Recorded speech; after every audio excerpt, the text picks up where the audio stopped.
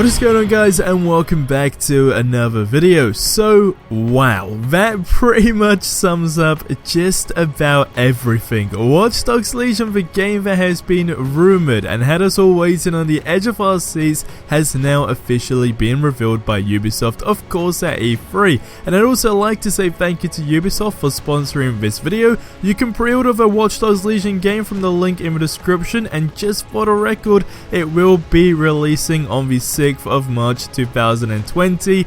Just see it this way, we're halfway through this year already, so this is going to creep up on us really quick. So I gather now will be a great time to do a, what we know so far type of video to give you guys a breakdown on just how incredible this not only sounds, but of course looks. So first things first, the game is set in a post-Brexit London in the future.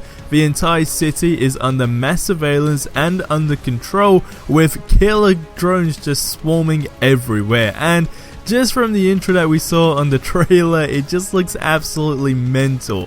Second thing, and I'm not going to lie, I am hyped about, is that you can switch into almost any NPC at any point, just roaming around as, I don't know, a businessman, and then bang, you're the police possibly, and they are a part of the DedSec. Now, of course, as cool as that does sound, just randomly going and recruiting NPCs to play as them, they all do have unique skills. So in a nutshell, they're going to help towards missions, and we did see this in the gameplay where you were one character but you needed to locate and recruit another NPC who has the skills so you can then do that mission. So in terms of forcefully, I guess, going out to explore London is something that you will be, driven to, and that's going to be really cool, because let's be honest, when we do play an open world game, sure, you do explore, but like, you don't really go super in depth, whereas I feel this is really going to make you go out there and, hunt down people, etc.,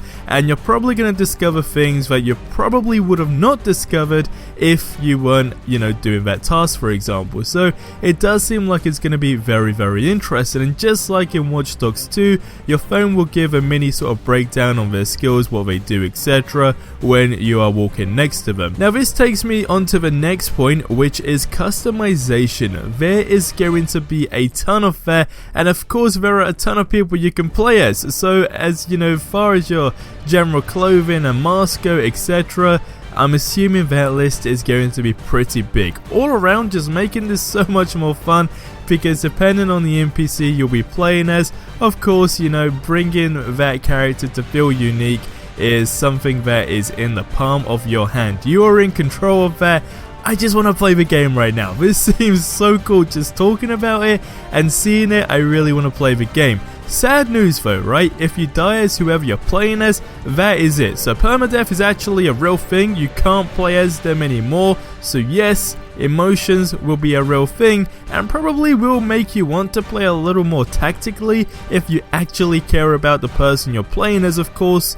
Either way, sad times. Next up, you can stand on drones. Of course, after Watch Dogs 2, this had to have been a must-have. So far, we haven't seen any planes or helicopters as far as I'm aware, but hey, if standing on a drone is not good enough, then I don't know. And that just takes me on to the next, I guess, or sort of subcategory, which is vehicles in general. It seems that not all of the vehicles are futuristic, but majority are. Not like in super crazy ways though, but just in terms of the look. So flying drones is, of course, at this stage, pretty normal. Also, to add to this is weapons. Nothing too crazy that I've seen. I mean, we have seen, of course, them to be very powerful, and there was something that I did see, well, what was called a counter-terrorism drone. So if there are going to be more like that or different types, I don't actually know, but of course the way they shoot, etc., I'm assuming will be different. We saw the normal pistols, machine guns, etc., but like I said a second ago, they are just like everything else. They have their own individual perks and seem to be very powerful. Now, melee combat. Holy moly. This seems to have been improved a ton, and of course, with different characters come different styles. But from what we've seen is that brutal touch is there, and of course it still is giving you that super stealthy option if needed.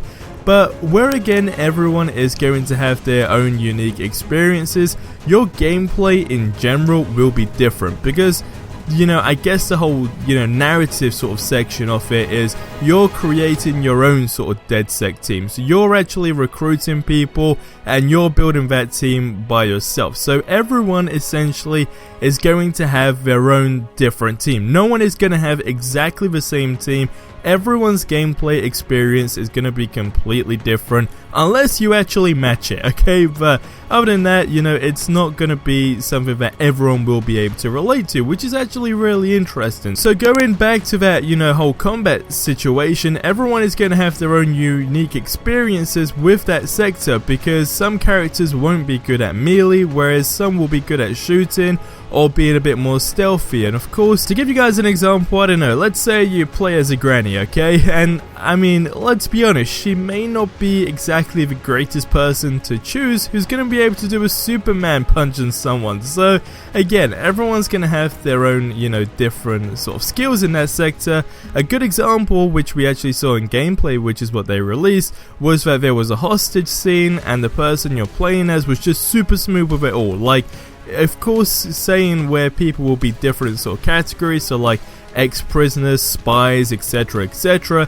At least from what I would assume in this situation, the guy was like some type of, I don't know, assassin, spy, or I don't know, something on those lines, because he was just super smooth with it all. He shot the guy in the leg, the guy drops the hostage, you then move in to kill, but it was just super smooth the way it was all done. And again, you won't be able to do that with every single character, so making sure you do actually have your team on point is super key, because there is a full progression path for each character. So you level up, you earn XP, and you install the perks. Now, that will change your gameplay ability. We did also see at one point that you can go invisible, which looks amazing, and of course super stealthy, but it seems that there is going to be a pretty big list on upgrades. When it comes down to like the invisible cloak, let's just call it for example, because we haven't had too much information on that, but with perks and sort of leveling up on that, I'm assuming you'll be able to stay invisible for longer, etc, etc,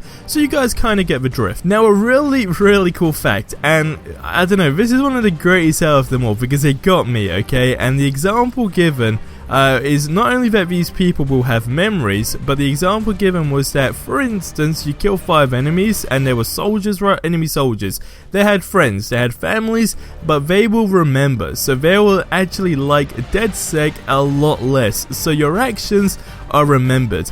Now, again, because we've only seen so much yesterday or the other day whenever you're watching this of the official reveal, to what extent, of course, no one actually knows, but how I'm envisioning it is when it comes down to potentially recruiting these NPCs to play as them, I got a feeling all ain't going to be easy. I got a feeling that, you know, let's say that example of the 5 enemy soldiers happened to be one of their friends or a family member you try to recruit without randomly, you know, I guess like a pick of the hat, right? That will probably be a little bit harder because they don't even want to join DedSec to begin with. So how that is all going to roll, I have no idea, but I am definitely excited to see because it's different, it's an open world game. The fact that you're not one character and that everything is going to be different, everyone is going to have their own gameplay experience, is enough for me to say that I think this will be one of the best Watch Dogs game to date. I mean, 100%. As it stands, absolutely nothing bad to say, and it's great that, you know, it's kind of got that whole gloomy look. It's London, okay? You don't get palm trees, alright? It's got that whole gloomy look, and it just makes you feel different when you're playing the game. Just a personal sort of preference, or I guess you could say opinion, but you guys get in the comment section below, and let me know what you think about that. But that is going to wrap up this video here. I am definitely going to be covering more of this game, because my hype level is at its peak right now after finding out these details. It is just absolutely incredible. So I'm definitely going to be covering more of this game, so of course subscribe for more awesome content if you haven't already. Again, big thank you to Ubisoft. If you want to pre-order the game, go ahead and check it out. The link is in the description below. Just click the link, pre-order it, and join the hype train. because I'm telling you, it's going to creep up on us. It's right around the corner. I just want to play the damn game. I really want to play it right now. I don't even want to talk anymore. But guys, I will see you in the next one. Until then, as always, have yourselves a ridiculously amazing day. But until the next one, adios amigos.